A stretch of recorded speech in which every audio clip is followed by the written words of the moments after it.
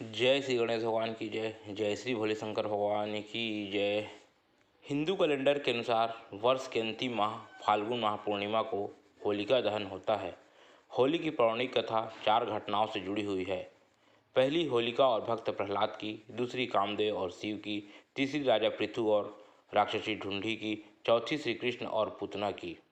इनमें से सबसे ज़्यादा प्रचलन में कथा है होलिका और भक्त प्रहलाद की। ऋषि कश्यप और दिति के 2 बलशाली पुत्र हिरणाक्ष और हिरण्यकश्यप थे और 2 पुत्रियां सिहिका और होलिका थी।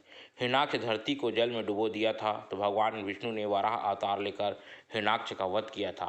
सिहिका को हनुमान जी ने लंका जाते वक्त रास्ते में मार दिया था। अब सिर्फ हिरण्यकश्यप और होलिका बचे थे। एक बार की बात है, त्रैलोक्य पर विजय प्राप्ति के लिए हिरण्यकश्यप ब्रह्मा की तपस्या में लीन था। असुर राज हिरण्यकश्यप की तपस्या से प्रसन्न होकर ब्रह्मा जी ने उसे वर मांगने को कहा तो उसने कहा कि अमरता का वरदान चाहिए। ब्रह्मा जी ने कहा यह संभव नहीं, कुछ और मांग लो। तो उसने कहा कि आपके बनाए किसी प्राणी, मनुष्य, पशु, देवता, दैत्य, नाग आदि किसी से मेरी मृत्यु न हो। मैं समस्त प्राणियों पर राज्य करूं। मुझे कोई ना दिन में मार सके, न रात में, न घर के अंदर मार सके, न बाहर। यह भी कि कोई न किसी अस्त्र से प्रहार से और न किसी शस्त्र के प्रहार से मार सके, न भूमि पर मार सके, न आकाश में, न पाताल में मार सके, न स्वर्ग में।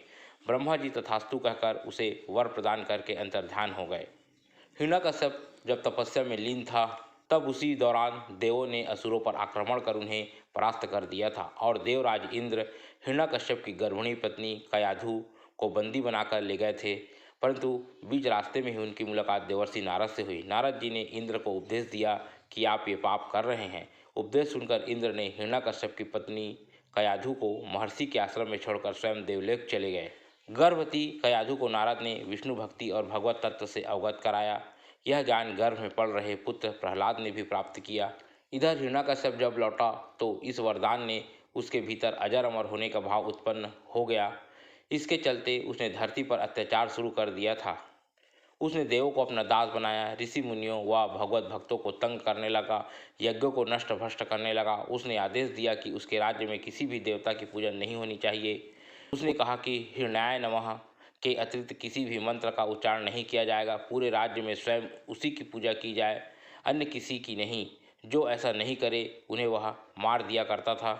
उचित समय पर बाद में प्रहलाद का जन्म हुआ तो राज्य में खुशियां मनाई गई। हिरण्यकश्यप के 4 पुत्र थे, अनुहल्लाद, हल्लाद, भक्त प्रहलाद, असहल्लाद। प्रहलाद का उपनयन संस्कार करके उसे गुरुकुल भेजा गया। फिर बाद हिरण्यकश्यप ने यह जानने की उत्सुकता हुई कि गुरुकुल में मेरे पुत्र क्या सीख रहे हैं। उसने प्रहलाद को बुलाकर पूछा, तुमने गुरुकुल में क्या सीखा?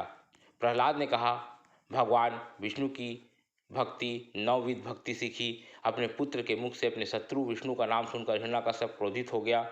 कई बार समझाने पर भी प्रहलाद ने विष्णु की पूजा पाठ बंद नहीं की तो उससे क्रोधित होकर हिरण्यकश्यप ने अपने गुरु को बुलाकर कहा कि कुछ ऐसा करो कि यह विष्णु का नाम रटना बंद कर दे। गुरु ने बहुत कोशिश की परंतु वे असफल रहे। तब असुर राज ने अपने पुत्र की हत्या का आदेश दिया। सैनिकों द्वारा उसे विष दिया गया, उस पर तलवार से प्रहार किया गया, विषधरों के सामने छोड़ा गया। हाथियों के पैरों तले कुचलवाना चाहा, पर्वत से नीचे फिकवाया, लेकिन श्रीहरि विष्णु कृपा से प्रहलाद का बाल विवाह का नहीं हुआ। उल्लेखनीय है कि फाल्गुन शुक्ल सप्तमी को प्रहलाद को बंदी बनाकर पूरे 8 दिन तक त्रास दिया गया, हर तरह से मारने का प्रयास किया।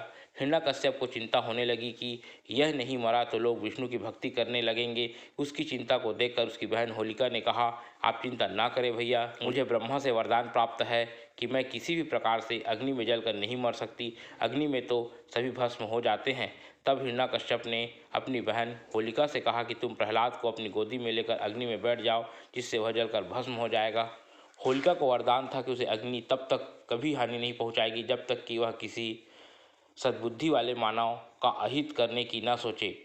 होलिका यह बात भूल गई थी कि वह अपने भाई की बात को मानकर अपने भतीजे प्रहलाद को गोदी में लेकर अग्नि में बैठ गई। उस दिन फाल्गुन माह की पूर्णिमा थी।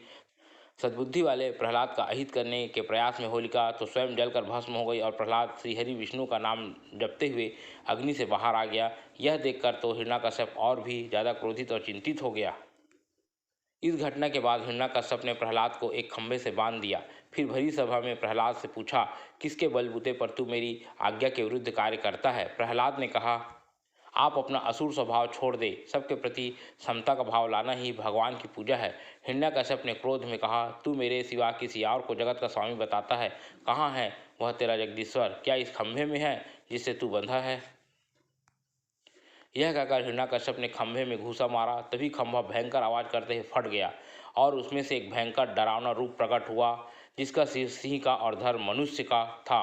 पीली आंखें, बड़े बड़े नाखून, विकराल चेहरा और तलवार सी लपलपाती जीभ, यही नरसिंह अवतार थे।